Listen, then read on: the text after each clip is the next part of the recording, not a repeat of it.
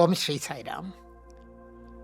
എല്ലാമായ ഭഗവാന്റെ തൃപ്പാദങ്ങളിൽ നമസ്കരിച്ചുകൊണ്ട് എല്ലാ സഹോദരീ സഹോദരന്മാർക്കും ഭഗവാന്റെ പൂർണ്ണമായ അനുഗ്രഹം ഉണ്ടാവട്ടെ എന്ന് പ്രാർത്ഥിക്കുന്നു.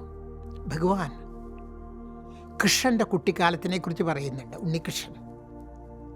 ഉണ്ണികൃഷ്ണൻ നമുക്കറിയാം, ഗോപസ്ത്രീകളുടെ വീടുകളിലൊക്കെ പോയിട്ട് തൈര്, വെണ്ണ, പാല് ഇതൊക്കെ എടുത്ത് കുടിക്കും. കട്ട് കുടിക്കുന്ന എല്ലാവരും പറയാറ് കള്ളകൃഷ്ണൻ എന്നൊക്കെ വിളിക്കാറില്ല ഉണ്ണികൃഷ്ണന്. ഒരു ദിവസം മദർ യശോദ അമ്മ ചോദിക്കുകയാണ്, കണ്ണ എന്തിനാണ് ഈ വീടുകളിലൊക്കെ പിന്നെ കട്ട് കഴിക്കുന്നത്?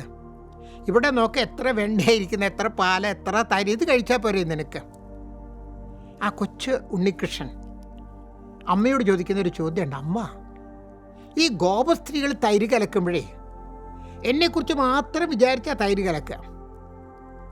തൈര് കലക്കുമ്പോൾ അവരുടെ വളയൊക്കെ എങ്ങനെ കിലുങ്ങും. അതുപോലും കൃഷ്ണ കൃഷ്ണ കൃഷ്ണ എന്നാണ് കണ്ണാന്നാണ് വിളിക്കുന്നത്.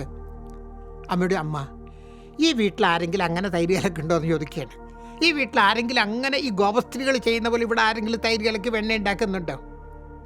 നമ്മോട് പറയണം, കൊച്ചു ഉണ്ണികൃഷ്ണൻ പറയണം, അമ്മ ഞാൻ വെണ്ണ കക്കാനല്ല പോണത്, ഞാൻ തൈര് കലക്കാനല്ല. ആ വെണ്ണയിൽ വേദമുണ്ട്. അവരെന്നെക്കുറിച്ച് മാത്രം ചിന്തിച്ചിങ്ങനെ തൈര് കലക്കുന്നു. അവരുടെ തൈരിൽ വേദമുണ്ട്. ആ വെണ്ണയിൽ വേദമുണ്ട്, ആ പാലിൽ വേദമുണ്ട്. ആ വേദമാണ് അമ്മ ഞാൻ കട്ടുകുടിക്കാനായിട്ട് പോകും. അവരുടെ ഹൃദയമാണ് ഞാൻ കട്ടുകുടിക്കുന്നത്. അല്ലാതെ ഇവിടെ അതൊന്നുമില്ല അമ്മ.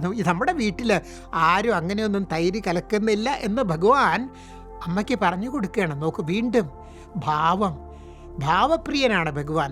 ഭാവമാണ് ഭഗവാൻ നോക്കുക. വേറെ ഒന്നും സ്വാമി നോക്കില്ല.